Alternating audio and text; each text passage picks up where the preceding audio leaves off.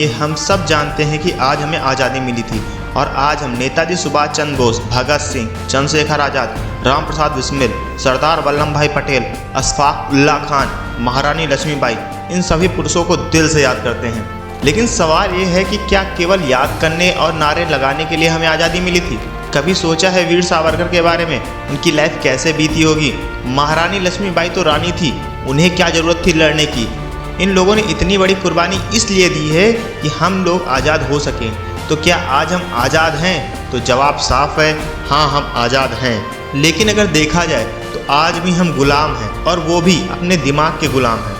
हम out of box सोच नहीं पा रहे हैं और हम कर क्या रहे हैं? सिर्फ स्टेटस और स्टोरी ही तो लगा रहे हैं। लेकिन जब सवाल उठता है कि देश के लिए क्या कर रहे हैं, तो जवाब मिलता है कि हम क्या कर सकते हैं। ये तो काम सरकार का है और एक से बढ़कर एक जवाब मिल जाते हैं। क्या कभी आपने ये सोचा है कि मैं अपने देश के लिए मेडल लाऊं या नोबेल पुरस्कार जीतूं, या मैं ऐसा कुछ करूं जिससे पूरे विश्व मेरे देश का नाम रोशन हो? हमारा देश विश्व गुरु था, इस बात पर तो गर्व है, लेकिन फिर से एक बार विश्व गुरु बने, ऐसा करने के लिए क्या हम कोई कदम उठाते हैं? और सवाल ये है कि आज हमारा देश विश्व गुरु क्यों नहीं है? हमारे देश में एक मिसाइल मैन अब्दुल कलाम जी हुए, उनका नाम सुनकर गर्व महसूस होता है।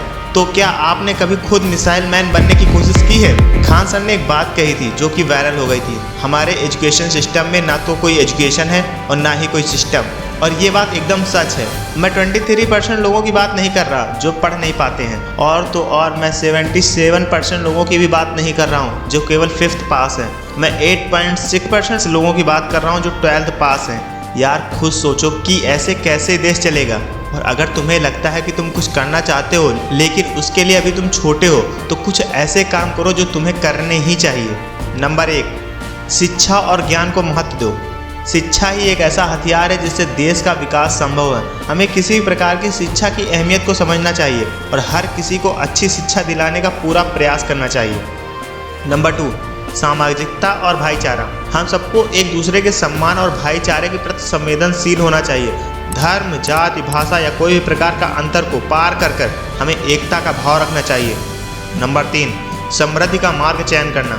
अपने व्यक्तिगत और सामाजिक विकास के लिए उचित कदम उठाकर हम अपने देश को समृद्ध बना सकते हैं। यह समृद्धि न केवल आर्थिक होनी चाहिए बल्कि सामाजिक और मानसिक भी होनी चाहिए।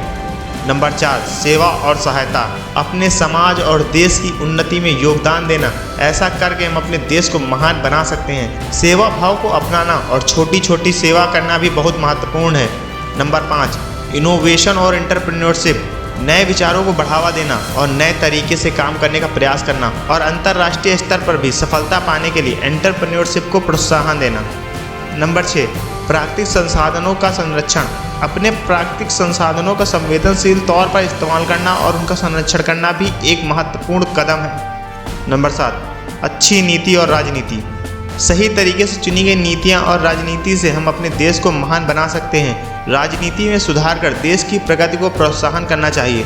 नंबर 8, बेरोजगारी और गरीबी का समाधान। बेरोजगारी और गरीबी को कम करने के लिए सरकार, समाज और हर व्यक्ति को मिलकर देश की प्रगति को प्रोत्साहन करना चाहिए। नंबर 9, स्वच्छता और पर्यावरण का ध्यान रखना। स्वच्छता को अपनाना, प्लास्टिक का यूज़ कम करना, जल संरक्षण और पर्यावरण के प्रति संवेदनशील होना देश को महान बनाने का एक हिस्सा ही है। नंबर 10, राष्ट्रीय गौरव बढ़ाना। अपने देश के गौरव को सम्मान देना और उनके संस्कृति, इतिहास और विरासत को महत्व देना भी देश को महान बना सकता है। और अगर आप इस वीडियो को यहाँ तक देख रहे हैं तो सच में आपके अंदर देश के लिए प्यार है। आप इन 10 पॉइंट को एकदम याद कर लो, कहीं पर लिख लो, या ये वीडियो बार बार देख लो, और अपने देश को महाशक्ति बनाने का एक छोटा सा प्रयास हमारा भी रहेगा। अगर वीडियो पसंद आई हो तो लाइक करो और कमेंट करके बताओ कौन कौन देश के लिए कुछ करने के लिए तैयार है। और जाते जाते चैनल को सब्सक्राइब करना ना भूलना। मिलते हैं अगली वीडियो में, तब तक के लिए जय हिंद।